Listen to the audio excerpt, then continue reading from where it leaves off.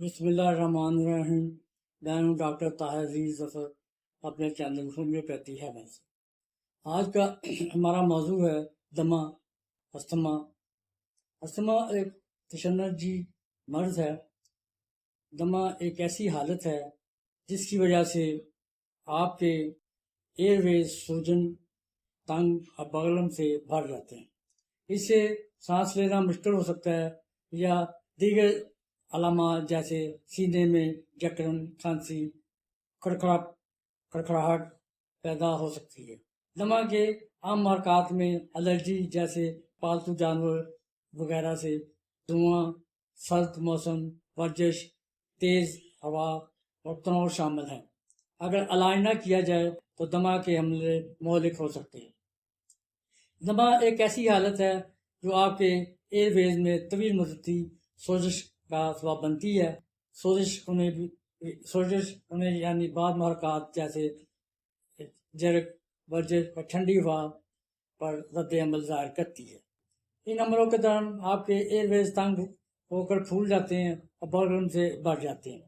اس سے سانس لینا مشکل ہوتا جاتا ہے یا آپ کے کھانسی یا کھڑکھڑاہٹ کا باعث بنتا ہے۔ علاج کے بغیر یہ بڑک اٹھنا مہلک ہو سکتا ہے۔ امریکہ دنیا میں لاکھوں لوگوں کو دمہ ہے۔ یہ بچپن سے شروع ہو سکتا ہے یا آپ کو بالغ ہونے پر یہ زیادہ بڑھ سکتا ہے۔ اسے کبھی کبھی برونکائنل دمہ بھی کہا جاتا ہے۔ اس کی کئی اقسام ہیں۔ الرجک دمہ، جب الرجی دمہ کی علامات کو متحرک کرتی ہے تو اسے الرجک دمہ کہتے ہیں۔ کھانسی سے مختلف دمہ ہو سکتا ہے جب آپ کے دمہ کی بعض وجہ کھانسی ہے۔ ورزش کی وجہ سے دمہ ہو سکتا ہے یا ورزش دمہ کی علامات کو متحرک کر دیتی ہے۔ پیشہ ورانہ دمہ، جب آپ کام پر سانس لیتے ہیں تو آپ کو دمہ پیدا ہو سکتا ہے یا دمہ کے دورے پڑ سکتے ہیں۔ دمہ COPD، اوور لیپ سنڈروم، اور جب آپ کو دمہ COPD دونوں ہوتے ہیں۔ دمہ دائمی رکاوٹ پلمنری بیماری ہے۔ علامات اور اگر وجوہات کی بات کریں تو دمہ کی علامات میں یہ علامات شامل ہیں: سانس میں کمی، کھڑکھڑاہٹ، نیند میں اٹھ جانا، دم گھٹنا، کھڑکی کے پاس جانا، آگے کی طرف جھکنا، سانس بلند آواز سے لینا، آنکھیں ابھر آنا، جلد ٹھنڈی ہونا، کھانسی کے ساتھ بغلم آنا، سینے کی جکڑن یا درد یا دباؤ ہونا۔ کھانسی آپ کو زیادہ تر وقت دمہ ہو سکتا ہے۔ ایک مسلسل دمہ یا آپ کو دمہ کے دوران وقفے سے دمہ کے دورے محسوس ہو سکتے ہیں۔ دمہ کا سبب بنتا ہے، ماہرین کو یقین نہیں ہے کہ دمہ کی وجہ کیا ہے، لیکن آپ کو ذرا خطرہ ہو سکتا ہے اگر آپ کیمیکل سپرے، موسم کی تبدیلی، کالی کھانسی، خسرہ، وجہ، غم وغیرہ میں مبتلا ہیں۔ الرجی یا ایگزیما کے ساتھ رہنا، زہریلے مادوں، دھوئیں یا سیکنڈ ہینڈ دھوئیں، سگریٹ نوشی کے اثرات ہونا، خاص طور پر ابتدائی زندگی میں الرجی یا دمہ کے ساتھ حیاتیاتی وائلن ہونا۔ بچپن میں بار بار سانس کی انفیکشن جیسے RSV کا تجربہ کرنا دمہ کو متحرک کرتا ہے۔ دمہ کے محرک کچھ بھی ہیں جو دمہ کی علامات کا سبب بنتے ہیں یا انہیں بدتر بنا دیتے ہیں۔ آپ کے پاس ایک مخصوص ٹریگر ہو سکتا ہے یا بہت سے عام حرکات میں شامل ہیں۔ الرجی، دھوئیں کے ذرات، پالتو جانوروں کی خشکی، دیگر ہوا سے پیدا ہونے والی الرجی شامل ہے۔ ٹھنڈی ہوا، خاص طور پر سردیوں میں ٹھنڈی ہوا آپ کو یہ ٹریگر کر سکتی ہے۔ ورزش، خاص طور پر شدید جسمانی سرگرمی اور سرد موسم کے کھیل وغیرہ شامل ہیں۔ سڑنا، یہاں تک کہ اگر آپ کو الرجی نہیں ہے تب بھی آپ کو مسائل کسی وجہ سے ہو سکتے ہیں۔ پیشہ ورانہ نمائش، چوڑا، آٹا، گوند وغیرہ کے اثرات ہو سکتے ہیں اور تعمیراتی مواد کے اثرات ہو سکتے ہیں۔ سانس کی انفیکشن، زکام، فلو اور دیگر سانس کی بیماریاں اثرات ہوتی ہیں۔ دھواں، تمباکو نوشی، جسمانی یا جذباتی تناؤ دمہ کا باعث بن سکتا ہے۔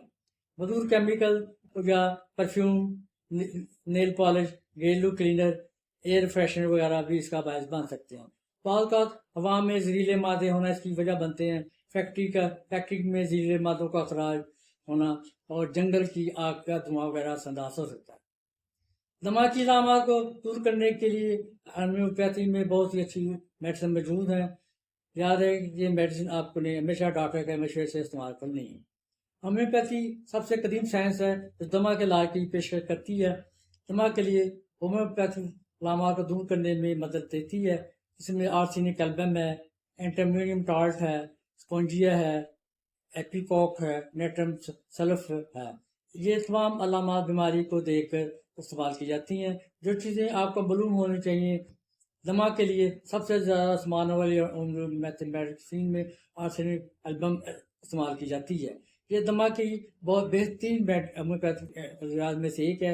ये खांसी के साथ लेटने के बाद दम घुटने, सांस लेने के दौरान खड़खड़ाहट की आवाज़ें और सांस लेने में दुश्वारी से निजात दिलाती है। एंटीमटार्ट की बात करें, इन मरीजों के लिए मफीद है जो सांस लेने में शदीद दुश्वारी महसूस करते हैं, आधी रात को जाग जाते हैं। ये दवा बड़े और छोटे बच्चे दोनों के लिए मुअस्सर है। जब मरीजों को महसूस होता है कि सांस लेने के लिए काफ़ी हवा नहीं ले सकते और ज़रूरत से ज़्यादा तेज खांसी उनको होती है, उस वक्त एंटीमटार्ट इस्तेमाल की जाती है। स्पंजिया टोस्टा उस वक्त इस्तेमाल की जाती है। ये खुशक खांसी के साथ दमा के लिए होम्योपैथिक दवा है। गहरी या भूखने वाली खांसी और या मरीज के लैंग्स में ये बहुत ज़्यादा मसला पैदा हो तो ये दवाई इस्तेमाल की जाती है। इंतहाई खुश होने की वजह से मरीज को शदीद खांसी होती है। इपीकॉक उस वक्त इस्तेमाल की जाती है जबकि मरीज के गले में गड़गड़ाहट और सांस लेने में दुश्वारी हो, जो हरकत से बढ़ जाती है। दमा की खांसी इंसान को क्या करती है और क्या इन मरीजों में इपीकॉक बहुत बेहतर रिजल्ट देती है।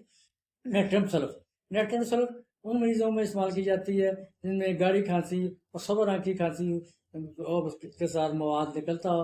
ये दमा सुबह 4 बजे, सुबह 5 बजे के करीब बिगड़ जाता है और धुंध के बाद इसकी शिद्दत बढ़ सकती है। ये दवा इन हालात में बहुत ज़्यादा मौसर साबित होती है। एक होम्योपैथिक दमा की तरीक करने के लिए तिब्बी तारीख, खानदानी तरीक, आपके जिस्मानी नफसियाती मामलों का रिकॉर्ड करना पड़ता है। दमा का होम्योपैथिक इलाज दवा के हतमी इंतखाब पर मुनहसर है। मरीज से दूसरे मरीज में मुख्तलिफ हो सकती है क्योंकि अलामत एक जैसी नहीं होती। इसके अलावा जो मेडिसिन माल होती हैं इनमें बुलाटा, हाइड्रोसायनिक एसिड, एमल नाइट्रेट, एक्रोनाइट भी इस्तेमाल की जाती हैं। ये तमाम अद्वियात मरीज की अलामत पर मुनहसर होती हैं। याद रहे कि ये तमाम मेडिसिन आपके नॉलेज के लिए हैं। किसी मसले की सूरत में अपने डॉक्टर से रब्ता करें। वीडियो शेयर करें, सब्सक्राइब करें, लाइक करें और कमेंट्स बॉक्स में अपने कमेंट्स लिखें। शुक्रिया।